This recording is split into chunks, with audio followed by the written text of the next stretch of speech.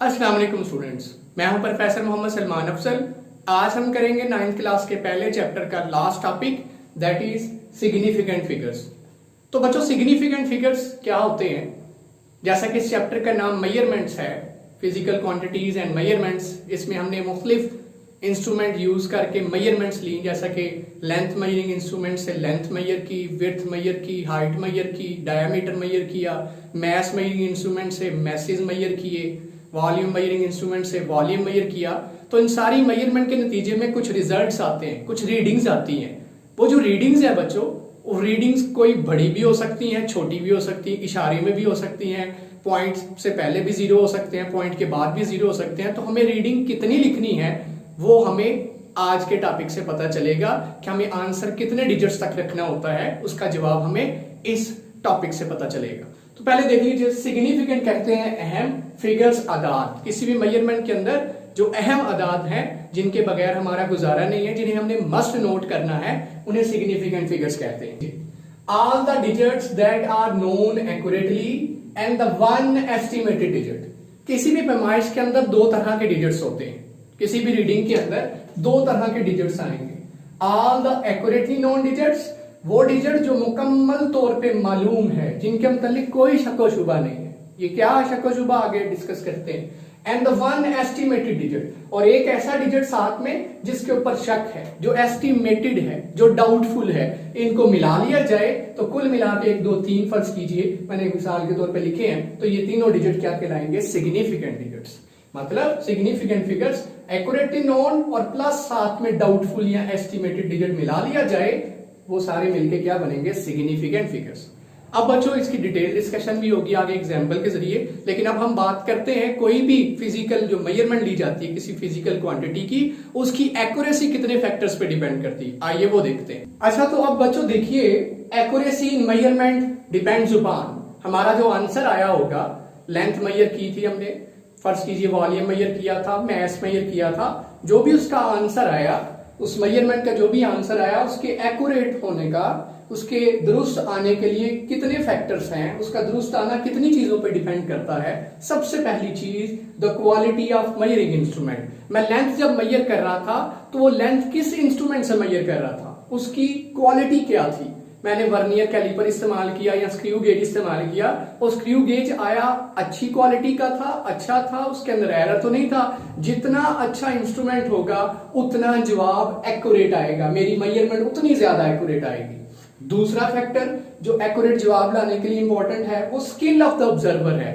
जो मेजरमेंट करने वाला है, ऑब्जर्वर, पैमाइश करने वाला, जिसने लेंथ मेजर की थी, वो कितना स्किलफुल है, उसके पास कितना तजर्बा है। आया वो नया है, उसमें पहली दफा अटेम्प्ट कर रहा है, इनएक्सपीरियंस है, या तजर्बाकार है। जो तजर्बाकार होगा उसकी जो मेजरमेंट आएगी वो बड़ी एक्यूरेट आएगी, तो उस जवाब के करीब आएगी, उसके अंदर एरर आने के चांसेस बहुत थोड़े होंगे। सो दूसरा अहम पॉइंट मेजरमेंट की एक्यूरेट आने का वो है पैमाइश करने वाले का तजर्बा। जितना ज्यादा उसका तजर्बा होगा उतना उसकी पैमाइश का जो आंसर आएगा, जो भी पैमाइश आएगी, वो दुरुस्त आएगी। तीसरा फैक्टर जो एक्यूरेसी पे इफेक्ट करता है वो है the number of observations made. आपने वो एक्सपेरिमेंट कितनी दफा किया। लेंथ एक दफा करके आप तसल्ली कर ली, या 3 दफा, 4 दफा, 5 दफा। इसी चीज, फर्ज कीजिए इस मार्कर की लंबाई मालूम करनी थी, आया आपने 1 दफा मालूम की, 2 दफा की, 4 दफा की, 10 दफा की। जिसने 10 दफा की होगी उसका जवाब तसल्ली बख्श होगा। उसने बार बार इस एक्सपेरिमेंट को रिपीट किया है, उसकी पैमाइश ज्यादा एक्यूरेट होगी। किसकी निस्बत? जिसने 1 दफा 2 दफा करके बस कर दिया। इसका मतलब अगर आप पैमाइश एक्यूरेट चाहते हैं तो ये 3 पॉइंट्स का, इन 3 बातों का ख्याल रखना है। पहला, आपका इंस्ट्रूमेंट अच्छा होना चाहिए, उसकी क्वालिटी अच्छी होनी चाहिए। दूसरा, ऑब्जर्वेशन करने वाला जो है वो स्किलफुल होना चाहिए, तजर्बाकार होना चाहिए। और तीसरा, ऑब्जर्वेशन ज्यादा लेनी चाहिए, ताकि क्या पता एक ऑब्जर्वेशन में एरर ज्यादा आ जाए, गलती किसी वजह से, दूसरी दफा कर लो, तीसरी दफा करो, 10 12 8 9 10 दफा करोगे तो ऑब्जर्वेशन जितनी ज्यादा आएंगी उतनी उसके अंदर एरर आने के चांसेस कम होंगे, उतनी हमारी मेजरमेंट एक्यूरेट होगी। ये 3 पॉइंट्स हैं जो मेजरमेंट को एक्यूरेट बनाते हैं। तो बच्चों, अब बात करते हैं सिग्निफिकेंट फिगर्स की, जिसकी हमने पहले डेफिनेशन पढ़ी थी। In any measurement, all accurately known digits and the one estimated digit are known as significant figures. फर्ज कीजिए हमारे पास एक मीटर रूल है, जिसे हमने डिटेल से इस चैप्टर में पढ़ा है। Length measuring instrument, length measuring instrument है जिसके अंदर हम जानते हैं 100 सेंटीमीटर होते हैं जबकि 1000 मिलीमीटर होते हैं। हमारे पास एक मीटर रूल है, आपको स्क्रीन पे नजर आ रहा होगा, जिसका लीस्ट काउंट हमने पढ़ा है। सबसे छोटी जो मेजरमेंट वो ले सकता है दैट इज 1 मिलीमीटर, क्योंकि सबसे छोटी लाइन उसके ऊपर जो मेंशन है वो है 1 मिलीमीटर, यानी कि 0.1 सेंटीमीटर। इतनी पैमाइश वो ले सकता है। फर्ज कीजिए एक स्टूडेंट को मैंने कहा कि ये किताब है, इसकी लेंथ मेजर करो। उसने इस बुक की लेंथ जब मेजर की तो लेंथ मेजर करने के बाद उसने मुझे बताया मैंने मीटर रूल से इसकी लेंथ मेजर की है और सर इसकी जो लेंथ है that is length of book, उसके मुताबिक उसका आंसर आया 18 सेंटीमीटर। अब ये 18 सेंटीमीटर उसने जो मेजर किया है इसमें सिग्निफिकेंट फिगर्स कितने हैं, टोटल फिगर्स कितने हैं, टोटल डिजिट्स कितने हैं, 2। सिग्निफिकेंट कितने हैं, दोनों के दोनों सिग्निफिकेंट है। एक्यूरेटली नोन कौन से हैं और डाउटफुल कौन सा है, जिसकी हमने बात की थी डेफिनेशन में। तो बच्चों 1 जो है दैट इज एक्यूरेटली नोन, इस पे तो किसी को मसला नहीं है। डाउट किस पे है, 8 पे, मतलब आंसर जो है किताब की लेंथ 19 भी हो सकती थी, 17 सेंटीमीटर भी हो सकती थी, 19.5 भी हो सकती थी, ठीक है। इसी तरह 16 भी हो सकती, 1 सबके एक्यूरेट है, 1 पे सारे सेटिस्फाई है। इसका मतलब 1 जो है दैट इज एक्यूरेटली नोन। शक किस पे है, डाउट किस पे है, एस्टिमेटेड कौन सा है, 8। So accurately and the first estimated digit मिलके क्या बन जाते हैं, सिग्निफिकेंट फिगर्स। इस पैमाइश के अंदर कितने सिग्निफिकेंट फिगर्स हैं, 2, 1 एंड 8, 2 सिग्निफिकेंट फिगर्स हैं। अच्छा बच्चों, यही पैमाइश, इसी किताब की लेंथ जब मैंने दूसरे किसी स्टूडेंट से कहा मेजर करने को, तो उसने जब इसकी पैमाइश ली तो उसने जवाब दिया सर इसकी लेंथ 18 सेंटीमीटर नहीं है, सर इसकी लेंथ तो, ये तो पहले स्टूडेंट ने कहा था, उसने जब लेंथ किताब की मेजर करके दी उसने कहा सर इसकी लेंथ तो 18.1 सेंटीमीटर, 18.1 सेंटीमीटर है। ज्यादा एक्यूरेसी से उसने मेजर की, बड़े गौर से उसने देखा। अब मुझे बताएं यहां कितने सिग्निफिकेंट फिगर्स हैं।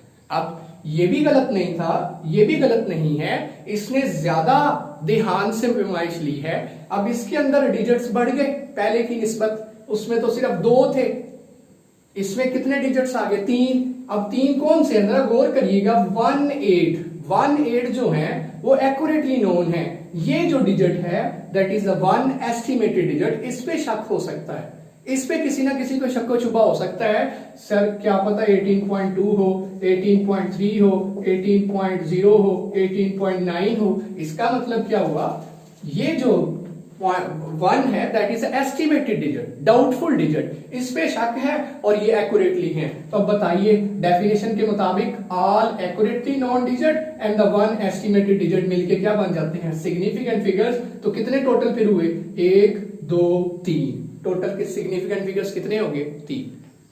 अब इसकी वजह क्या है, सिग्निफिकेंट फिगर्स 3 क्यों आ सकते हैं, क्योंकि बच्चों हम किसका इस्तेमाल कर रहे हैं, हम मीटर रूल का इस्तेमाल कर रहे हैं। मीटर रूल गुंजाइश देता है, हमें अलाउ करता है कि इशारे के बाद 1 डिजिट तक लिख सकते हो, 1 डिजिट तक लिखा जा सकता है, इसलिए ये आंसर दुरुस्त है और इसके अंदर सिग्निफिकेंट फिगर्स कितने हैं, 3 हैं।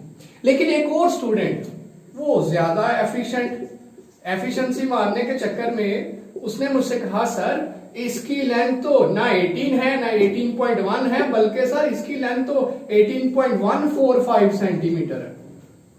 उसने ज्यादा एफिशिएंसी मारी, उसने कहा सर इसकी लेंथ तो इसी मीटर रूल से मैंने पैमाइश की है तो 18.145 है। क्या उसका क्लेम दुरुस्त है? बिल्कुल गलत है। उसका ये कहना बिल्कुल झूठ है। क्यों झूठ है?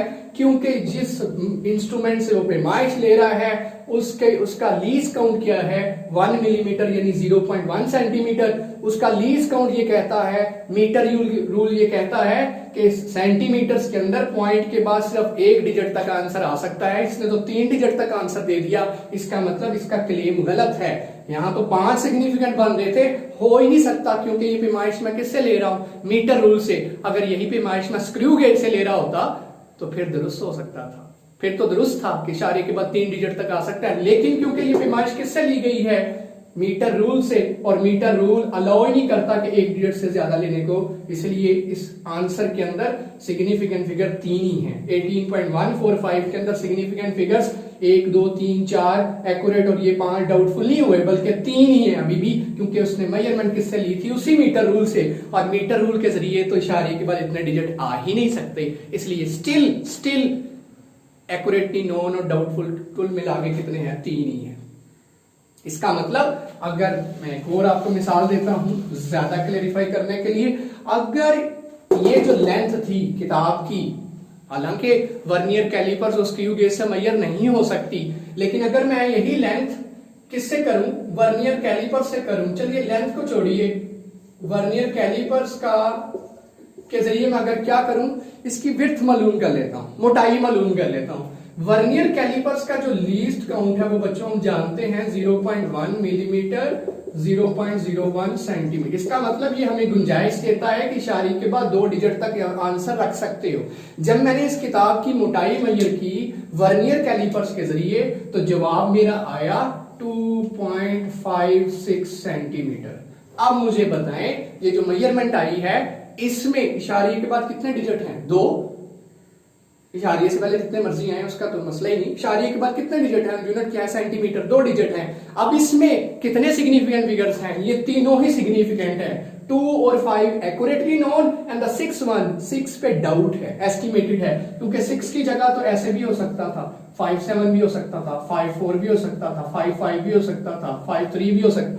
2 और 5 एक्यूरेट है, जबकि 6 पे डाउट है, एस्टिमेटेड है। 2, 5 एक्यूरेट प्लस डाउट मिला के टोटल कितने सिग्निफिकेंट हो गए, 3। और 3 क्यों है, इशारे के बाद 2 क्यों रखे हैं, क्योंकि मेरा इंस्ट्रूमेंट वर्नियर कैलिपर्स है, और वर्नियर कैलिपर्स मुझे अलाउ करता है कि इशारे के बाद कितने डिजिट तक आंसर दे सकते हो, 2 डिजिट तक।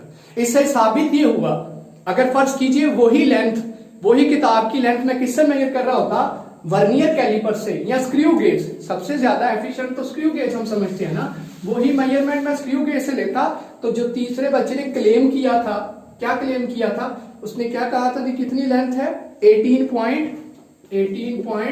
मैंने क्या लेगा 245 फर्ज कीजिए, ये उसने क्लेम किया था। क्या उसका क्लेम दुरुस्त नहीं, क्योंकि ये पैमाइश उसने किससे ली थी, स्क्रू गेज, या मैं ले नहीं सकते, मिसाल दे रहा हूं, अगर उसने ये मेजरमेंट स्क्रू गेज से ली होती तो पैमाइश उसकी बिल्कुल दुरुस्त थी, क्योंकि स्क्रू गेज का लीस्ट काउंट कितना है, 0.01 मिलीमीटर या 0.001 सेंटी। इसका मतलब स्क्रू गेज हमें परमिशन देता है कि इशारे के बाद 1, 2, 3 डिजिट तक आंसर रख सकते हो, इसलिए इशारे के बाद कितने डिजिट तक आंसर आया, 245। अब बताइए टोटल सिग्निफिकेंट फिगर्स कितने हैं, 1, 2, 3, 4 accurately and 5-1 is doubtful, 4 accurate और 5-1 डाउटफुल, इनको मिला के क्या बन गए, कितने सिग्निफिकेंट हो गए, 5। इससे साबित क्या होता है बच्चों, कि जितना अच्छा इंस्ट्रूमेंट हम इस्तेमाल करेंगे उतने सिग्निफिकेंट फिगर्स क्या होंगे, बढ़ते चले जाएंगे। जितने छोटे लीस्ट काउंट का इंस्ट्रूमेंट इस्तेमाल करेंगे, मीटर रॉड की जगह मैंने वर्नियर कैलिपर इस्तेमाल किया तो डिजिट बढ़ गए, स्क्रू गेज इस्तेमाल किया तो और डिजिट्स बढ़ गए। तो ज्यादा डिजिट्स होने से जो आंसर है रिलायबल होता है बच्चों, जितने ज्यादा डिजिट्स के अंदर आंसर आएगा वो ज्यादा काबिल भरोसा होगा, वो ज्यादा एक्यूरेट होगा, उसमें एरर के होने के चांसेस कम होंगे। सिग्निफिकेंट फिगर्स बढ़ाने हैं तो आपका इंस्ट्रूमेंट क्या होना चाहिए, ज्यादा प्रीसाइज, ज्यादा बेहतर, जिसका लीस्ट काउंट छोटे से छोटा हो।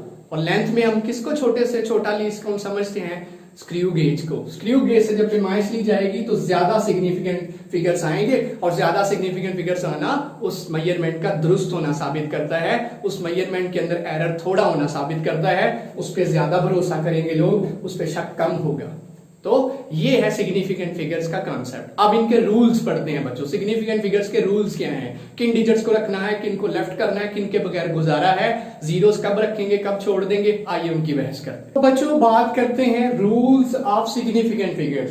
किसी मेजरमेंट के अंदर सिग्निफिकेंट फिगर्स को आइडेंटिफाई करने के क्या रूल्स हैं, कितने फिगर्स, कितने डिजिट्स लिखने हैं, कितने नहीं लिखने हैं, उनके रूल्स क्या हैं। सबसे पहला रूल है non zero digits are always significant. किसी भी मेजरमेंट का जो आंसर है वो अगर नॉन जीरो आए, जीरो के अलावा आए, जीरो के अलावा आए, तो वो सारी जो नंबर्स हैं वो सिग्निफिकेंट कंसीडर होंगे। मिसाल के तौर पे 25 लिखा है, जीरो नहीं आ रहा, तो 2 और 5 दोनों ही सिग्निफिकेंट फिगर्स हैं। इसी तरह 275 लिखा हो, सिग्निफिकेंट 1 2 3 सिग्निफिकेंट है। इसी तरह से 1 4 5 6 लिखा हो, चारों के चारों सिग्निफिकेंट फिगर्स हैं। जीरो के अलावा जितने भी डिजिट्स हैं, जीरो के अदर देन जीरो जितने भी डिजिट्स हैं वो क्या होंगे, सिग्निफिकेंट फिगर्स होंगे। दूसरा रूल है सिग्निफिकेंट फिगर्स के मुतालिक कि zeros between two significant figures are also significant. अगर जीरोस आप दो सिग्निफिकेंट फिगर्स के दरमियान देखें तो वो जीरो भी क्या तस्वर होंगे, सिग्निफिकेंट तस्वर होंगे। मसलन दो सिग्निफिकेंट फिगर्स क्या, 1 और 5, इसके दरमियान जीरो आ गया, ये जीरो भी क्या तस्वर होगा, सिग्निफिकेंट। अब कितने हैं टोटल सिग्निफिकेंट, 1 2 3। इसी तरह से लिखा हो 2 0 5 0 7 8 0। अब चलिए इसे छोड़ दे, अभी कितने जीरोस हैं, 1 2 जीरोस है, हालांकि दो सिग्निफिकेंट फिगर्स के दरमियान आ रहे हैं तो जीरो भी सिग्निफिकेंट तस्वर होंगे। 1 2 3 4 5 6 के 6 डिजिट्स क्या कहलाएंगे, सिग्निफिकेंट फिगर्स। जीरोस को लेफ्ट नहीं कर सकते, छोड़ नहीं सकते, जैसा कि ये लिखा हो। अब यहाँ पे 4 जीरो आ रहे हैं, दो सिग्निफिकेंट फिगर्स के दरमियान आ रहे हैं, चारों के चारों हैं, मैं इन्हें लेफ्ट नहीं किया जा सकता। तो टोटल कितने सिग्निफिकेंट है, 1 2 3 4 5 6 7, 7 के 7 जो डिजिट्स हैं वो सिग्निफिकेंट होंगे। तो total number of significant figures in this value are 7। यहाँ पे 6 और यहाँ पे 3 जीरोस दरमियान आए, उनकी भी वैल्यू वर्थ कीमत है, उन्हें छोड़ा नहीं जा सकता। ये दूसरा रूल है सिग्निफिकेंट फिगर्स का। अब तीसरे रूल की बात करते हैं। सिग्निफिकेंट फिगर्स का जो तीसरा रूल है वो है फाइनल और ending zeros on the right in decimal fraction are significant. अगर आपके पास आंसर डेसिमल में आ रहा है, इशारिये के अंदर आ रहा है, कुछ इस तरह से है, आंसर कुछ इस तरह से है कि आंसर के एंडिंग जो है डेसिमल में आंसर और डेसिमल के बाद जीरोस आ रहे हैं, डेसिमल के बाद जीरोस आ रहे हैं, डेसिमल के बाद आंसर के जो रिजल्ट है उसके डेसिमल के बाद जीरोस आ रहे हैं। इन जीरोस को नहीं छोड़ा जा सकता। डेसिमल फ्रैक्शन के अंदर आंसर है और एंडिंग जो है वो जीरोस है, इन्हें छोड़ा नहीं जा सकता। इसका मतलब इस रीडिंग के अंदर कितने सिग्निफिकेंट हैं, 1 2 3 4 5, 1 2 3 4, 1 2 3 4 5 6। अब बात करते हैं वजह क्या है। इन जीरोस की तो कोई वैल्यू नहीं होनी चाहिए, लेकिन बच्चों ये जीरोस है, क्या हमें बताते हैं कि ये किस इंस्ट्रूमेंट से लिया गया। अगर फर्ज कीजिए सेंटीमीटर्स में रिजल्ट थे तो बताइए ये जीरोस आना क्या साबित करते हैं कि ये रीडिंग इशारिये में 2 डिजिट, इशारिये के बाद 2 डिजिट आना क्या साबित करते हैं कि ये रीडिंग किससे ली गई होगी, वर्नियर कैलिपर से, ये किससे, मीटर रॉड से, ये किससे, स्क्रू गेज से। तो इसका मतलब इन जीरो से पता चलता है ये किस इंस्ट्रूमेंट से पैमाइशें ली गई हैं। इसलिए राइट साइड और डेसिमल के बाद, डेसिमल के बाद राइट साइड पे होना और बात है, डेसिमल के बाद राइट साइड पे आना, उसकी अभी बात करेंगे। ये डेसिमल के बाद जीरोस आ रहे हैं, हालांकि दिखने में इनकी कोई वैल्यू नहीं है, लेकिन हम इन जीरोस को भी सिग्निफिकेंट तस्वर करेंगे, ये भी वैल्यू वाले जीरोस हैं। तो टोटल सिग्निफिकेंट 1 2 3 4 5, 1 2 3 4, 1 2 3 4 5 6, ये 6 के 6 सिग्निफिकेंट, ये 4 सिग्निफिकेंट, ये 5 सिग्निफिकेंट। और जीरोस अहमियत रखते हैं और इसकी रीजन मैंने बता दी, क्योंकि ये बताएंगे हमें कि ये किस इंस्ट्रूमेंट से पैमाइश ली गई है। इशारिये के बाद 2 डिजिट तक आना वर्नियर कैलिपर्स की निशानी है, ये मीटर रॉड की है और ये स्क्रू गेज की निशानी है। सो ये वजह है कि हम राइट साइड डेसिमल के बाद आने वाले जीरोस को लेफ्ट नहीं कर सकते, वो जीरो भी क्या होंगे, सिग्निफिकेंट होंगे। ये था तीसरा रूल। तो चौथे रूल की बात करते हैं बच्चों, सिग्निफिकेंट फिगर्स का चौथा rule, zeros written on the left side of a decimal point. अगर इशारिये की बाईं जानिब जीरो लिखी हो तो for the purpose of spacing, space देने के लिए, the decimal point are not significant. वो डेसिमल पॉइंट, वो जीरो सिग्निफिकेंट नहीं होंगे। मिसाल के तौर पे लिखा हो 0.03, लेफ्ट साइड पे डेसिमल से पहले डेसिमल के बाद जीरो लिखा है, इन दोनों जीरोस की कोई वैल्यू, कोई वक़्त नहीं है। यहाँ पे सिंगल एक ही सिग्निफिकेंट फिगर है, दैट इज 3। और मैं वजह बता देता हूँ, क्योंकि अगर इसे साइंटिफिक नोटेशन में लिखूं तो 1 डिजिट 2 डिजिट मूव करवाऊंगा तो 3.0 या 3 यहाँ पे आ जाएगा इशारिया और 10 की ताकत -2 बन जाएगी। स्टिल 10 की पावर तो सिग्निफिकेंट फिगर्स में कंसिडर नहीं होती। यहाँ 3 एक अकेला डिजिट है तो 3 सिंगल सिग्निफिकेंट फिगर। तो इसका मतलब अगर लेफ्ट साइड पे जितने मर्जी जीरोस आ जाए, स्पेसिंग के लिए ऐसे लिखा हो यहाँ पे चारों के चारों जीरो क्या है, नॉन सिग्निफिकेंट, इनकी कोई वैल्यू नहीं है। यहाँ कितने सिग्निफिकेंट है टोटल, 8, 2 और 7, दो सिग्निफिकेंट डिजिट्स हैं, दो सिग्निफिकेंट फिगर्स हैं। तो लेफ्ट साइड पे आने वाले जीरोस डेसिमल को स्पेसिंग देने के लिए, ये पॉइंट्स के पहले, पॉइंट के पहले, पॉइंट के बाद स्पेसिंग देने के लिए उनकी कोई वैल्यू नहीं है, क्योंकि जब इसे मैं स्टैंडर्ड बनाऊंगा साइंटिफिक तो 2.7 इंटू 10 की पावर -4 बन जाएगा। इसकी तो कोई नहीं, 1 और 2 ही सिग्निफिकेंट फिगर्स हैं। ये है चौथा रूल सिग्निफिकेंट फिगर्स का, कि अगर बाई जानिब जीरोस हो डेसिमल से पहले या डेसिमल के बाद, उन जीरोस की कोई वैल्यू वक्त नहीं है। पांचवा रूल बच्चों बड़ा अहम है, that is in whole numbers. Whole numbers कौन से होते हैं जिनमें डेसिमल नहीं होता, इशारिया नहीं होता। In whole numbers that end in 1 or more zeros without a decimal point, the zeros may or may not be significant. Zero significant हो भी सकते हैं, नहीं भी हो सकते। मैं बड़ी डिटेल से इसे समझाऊंगा एग्जांपल्स देके आपको, ताकि ये कॉन्सेप्ट ज़हन में बैठे। In such cases, it is not clear which zeros serve to locate the position value and which are actually part of the measurement. कौन से position value बता रहे हैं, कौन measurement का हिस्सा है, ये बड़ा मुश्किल है। फिर इस केस में क्या किया जाता है, in such a case express the quantity using scientific notation. Scientific notation बना लीजिए, जो क्या थी कि इशारिया एक नॉन जीरो डिजिट के बाद होना चाहिए, फिर आपको आसानी से सिग्निफिकेंट फिगर्स का पता चल जाएगा। मिसाल के तौर पे बच्चों 8000 kg है लिखा हो, 8000 kg को गौर से देखिए, इसमें राइट साइड पे जीरोस आ रहे हैं और कहीं डेसिमल नहीं है, इसका मतलब ये होल नंबर है। अब ये जीरोस अहम है या नहीं है, टोटल 4 नजर आ रहे हैं, वैसे 1 2 3 4, लेकिन ये जीरो अहम हो भी सकते हैं, नहीं भी हो सकते। कौन हमें बताएगा कि ये जीरो अहम है, कैसे पता चलेगा अहम नहीं है? बच्चों अब देखना पड़ेगा ये जो मेजरमेंट है ये किस इंस्ट्रूमेंट से ली गई। फर्ज कीजिए मैंने 8000 kg जो पैमाइश ली थी, उसको तोलने के लिए मेरे पास सबसे बड़ा जो बॉट था, पत्थर था, वो 1 kg का था। इसका मतलब मैंने 8000 kg तोलने के लिए 1 kg जैसे 8000 पत्थर रखे होंगे, तब जाके 8000 kg की मेजरमेंट ली गई होगी। 8000 kg मेजर करना है तो 8000 मुझे 1 kg के रखने पड़े, क्योंकि मेरे पास सबसे बड़ा 1 kg का था। तो मुझे बताएं जीरोस कितने मैं रखूंगा, कितने। इसका तरीकाकार ये है कि 8000 को 1 से डिवाइड कर दो, जो सबसे बड़ा हमारे पास मेजरिंग इंस्ट्रूमेंट है, जवाब आ गया 8000 kg ही। अब इसे साइंटिफिक बनाओ, 1 2 3 डिजिट यहाँ पे, तो 8.000 इंटू 10 की पावर 3 साथ में आगे केजी। अब बताइए जरा, इशारिये के बाद तीनों के तीनों जीरो रहे, कोई भी जीरो नहीं कट हो सका, इसलिए इशारिये के बाद तीनों डिजिट आए। स्टैंडर्ड बना ली ना, उसने कहा तो साइंटिफिक बना लो। तो टोटल कितने डिजिट फिर अहम है, तीनों के तीनों जीरोस अहम है, 1 2 3 4। कितने डिजिट्स हैं यहाँ पे सिग्निफिकेंट, 4। अब आप कहेंगे ये कम कैसे होंगे, एक और मिसाल देखिए, यही 8000 kg, यही 8000 kg बच्चों में मेजर करने के लिए जो पत्थर इस्तेमाल कर, हम फर्ज कीजिए वो मेरे पास 10 kg का है, 10 kg के मेरे पास पत्थर हैं, बड़े से बड़ा, वो 10 kg के पत्थर रखता गया, 8000 kg तुल गया।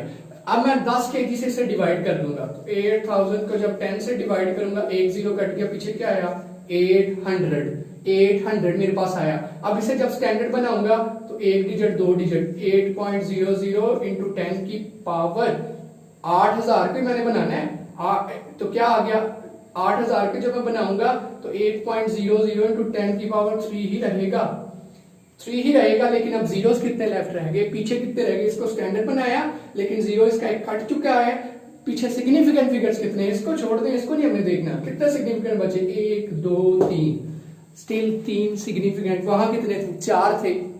इसका मतलब जब हमारे पास राइट साइड पे जीरोस आ रहे हो और मेजरमेंट होल नंबर्स हो, राइट साइड पे जीरोस हो, नंबर्स होल नंबर हो, तब हमें देखना है कि इसको मेजर करने वाला इंस्ट्रूमेंट कौन सा है, उसकी प्रिसीजन देखनी है। 1 kg केजीस हैं तो 1 kg वाला था, डिवाइड किया तो जीरो कोई नहीं कटा, तो चारों के चारों सिग्निफिकेंट। 10 kg वाला था, 1 0 कट गया, 3 सिग्निफिकेंट। 100 kg वाला होता 2 0 कट जाते, 2 सिग्निफिकेंट, 2 0 कट गए, 1 0 बचता पीछे। तो ये है पांचवा रूल सिग्निफिकेंट फिगर्स का, कि जब हमारे पास होल नंबर हो तब सिग्निफिकेंट फिगर्स कैसे आइडेंटिफाई होते हैं। बच्चों उम्मीद करता हूं आपको अच्छे से समझ आई होगी, इनकी प्रैक्टिस करनी है आपने, एक्सरसाइज के अंदर भी सवाल हैं और इससे नेक्स्ट एग्जांपल भी है जिसमें वो पूछता है बताइए सिग्निफिकेंट फिगर्स कितने हैं। इसके बाद अगला लेक्चर में डिलीवर करूंगा राउंडिंग ऑफ नंबर्स पे, वो बड़ा अहम टॉपिक है। जो कि लेफ्ट साइड पे लास्ट पेज की लेफ्ट साइड पे लिखा है, इंग्लिश मीडियम की किताब को या उर्दू मीडियम 9th की आखिरी पेज इस चैप्टर का सिग्निफिकेंट फिगर्स जहां खत्म होते हैं,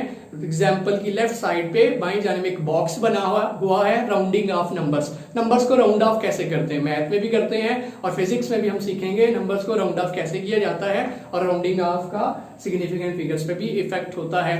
और बच्चों इस वीडियो को आपने ज्यादा से ज्यादा शेयर करना है। वीडियो को देखने के बाद लाइक कीजिए, शेयर कीजिए और चैनल को सब्सक्राइब करना मत भूलिए।